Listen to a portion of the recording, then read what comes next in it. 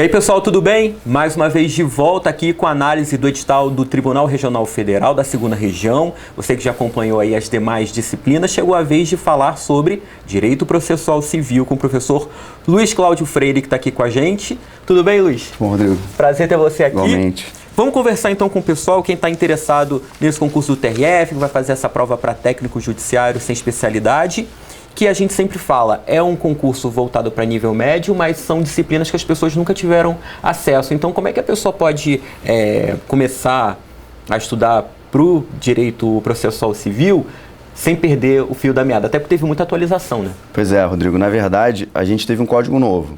O código de 73, o código antigo, ele foi revogado e criou-se um código novo. Muitas coisas vieram nesse código novo, mas tem muita coisa que é novidade. Se a gente até comparar o edital desse ano com o edital antigo, a gente vê que algumas coisas entraram por conta de mudanças do Código de Processo Civil, como sentença e coisa julgada. Era um ponto que não existia no edital antigo.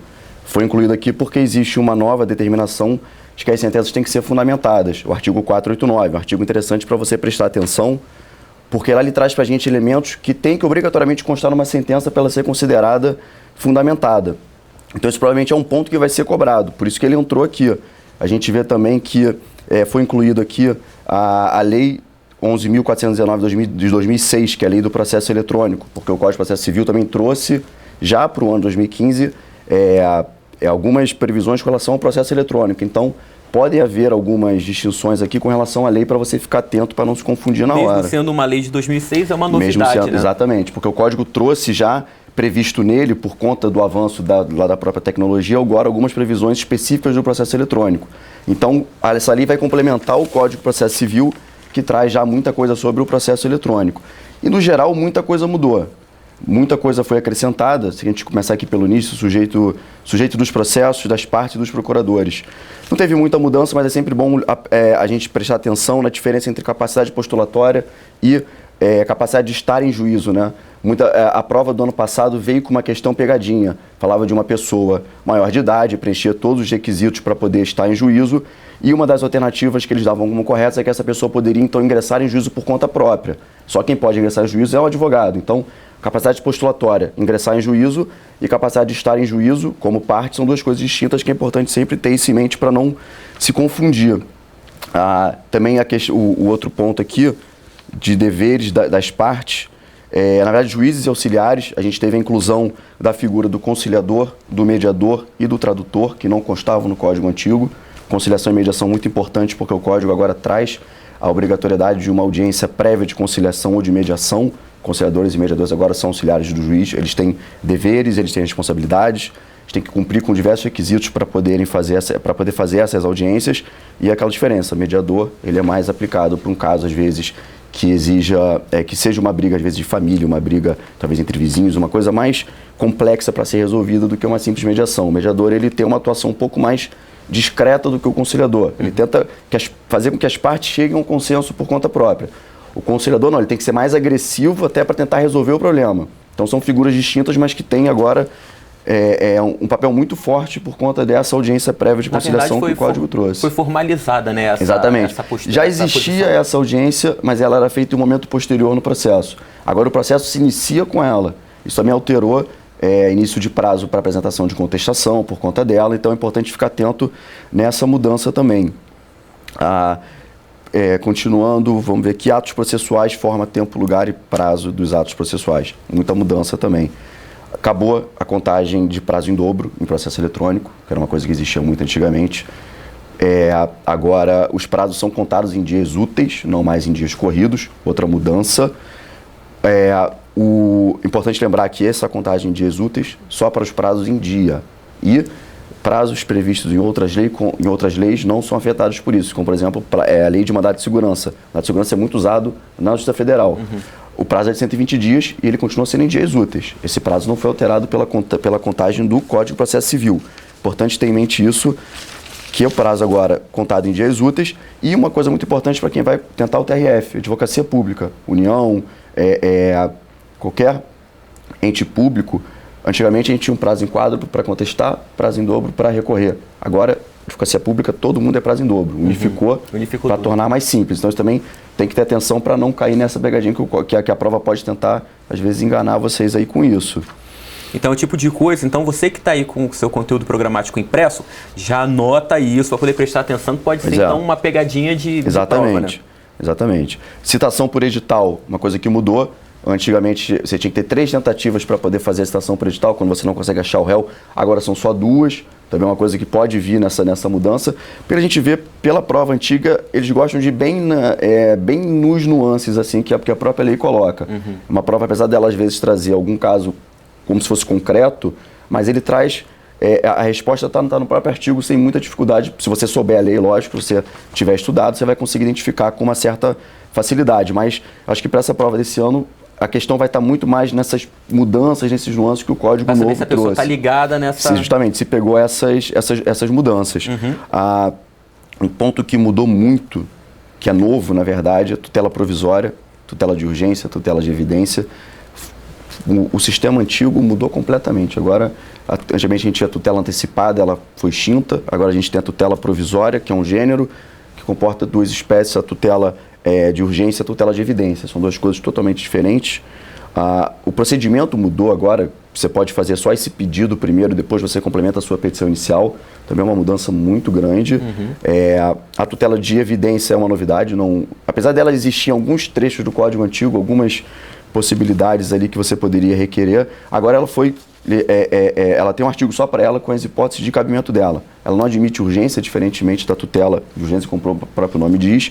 E ela é mais para aqueles processos que às vezes a parte que o réu não tem defesa, ele fica lá tentando postergar o processo. Então o próprio juiz vendo que não tem urgência, mas que o autor tem quase razão, ele pode antecipar alguma coisa ali desse artifício, com base nisso, para poder evitar que o processo fique se arrastando, né? Sentença e coisa julgada, como a gente falou.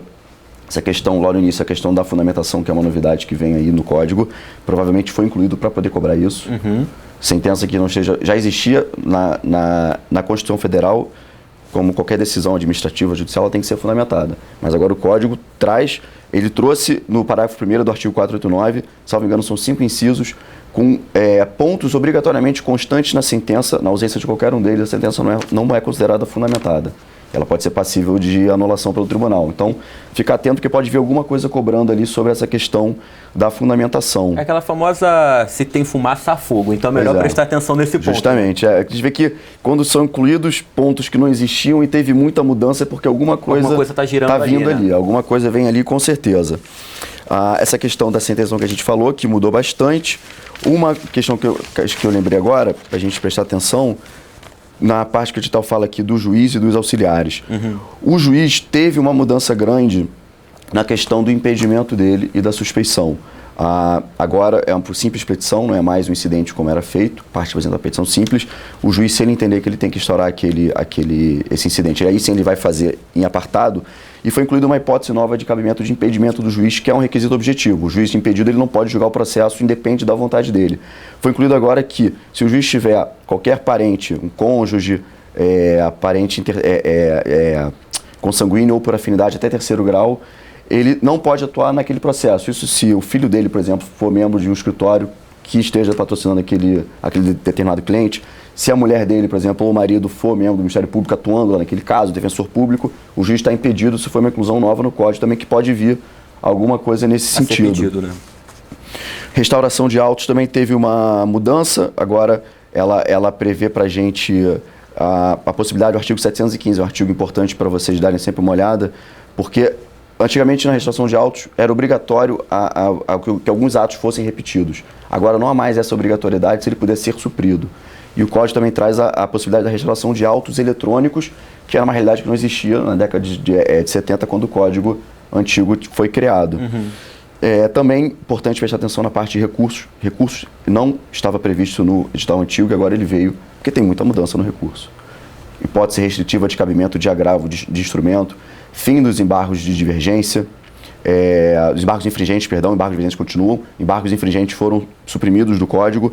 Então, mudanças, de novo, incluído um ponto que não existia antes porque teve mudança. Alguma coisa também vem aí, tentando pegar provavelmente nessa mudança. Não devem perguntar o que já existia antes. Devem focar provavelmente nessa mudança para tentar confundir. A Lei de Juizados Especiais Federais teve grandes mudanças, não foi muito afetada. Algumas coisinhas com relação ao CPC que trouxeram, que trouxe a questão dos embargos, declaração que interrompe o prazo agora para todos os juizados, que era uma regra que não existia no juizado, foi alterada pelo novo Código de Processo Civil. Assim como a Lei 9.099 de 95, que é a Lei dos Juizados Especiais Cíveis normal, também teve essas alterações com base no Código de Processo Civil, mas alterações muito singelas. Então, resumindo, você também, até uma dica que a gente pode dar para as pessoas que querem estudar com questões, apenas questões de 2016. Não adianta resolver questões de provas anteriores ao ano de 2016, que pode dar um tiro no pé, né? Uma dica que eu já dei até uma vez tenta estudar com um quadro comparativo, você acha isso lá na internet, gratuito. Ele traz, de um lado, o código de 73, do outro lado, o código de 2015 com as mudanças. Se for fazer prova anterior ao código de 2016, faz sempre com esse código, para você ver qual foi a mudança que teve para o código novo. Alguns artigos foram mantidos, então podem ter questões antigas que você consegue resolver com base no código novo. Sim. Mas pode ser que tenha tido alguma mudança ali, então aquela questão já não vai ser tão útil para você focar muito o seu estudo nela. Na dúvida da divergência, é melhor não considerar. Pois é. Então, o ideal é isso, ficar sempre com esse quadro comparativo para não cair em alguma pegadinha dessa e ficar sempre atento nas mudanças para poder estar bem preparado para a prova. Então tá certo, Luiz, te agradeço. Essa foi a análise que a gente fez aqui de Direito Processual Civil. Mais pela frente, temos vários encontros, aulão força-tarefa, tem simulados, tem a resolução da prova. Quem sabe a gente se encontre na resolução da prova em março, vamos torcer para isso. E a gente faz o convite para sempre você se inscrever aqui no nosso canal do YouTube, curtir as redes sociais da Degrau Cultural, Facebook, Twitter, Instagram, tem sempre material exclusivo para você.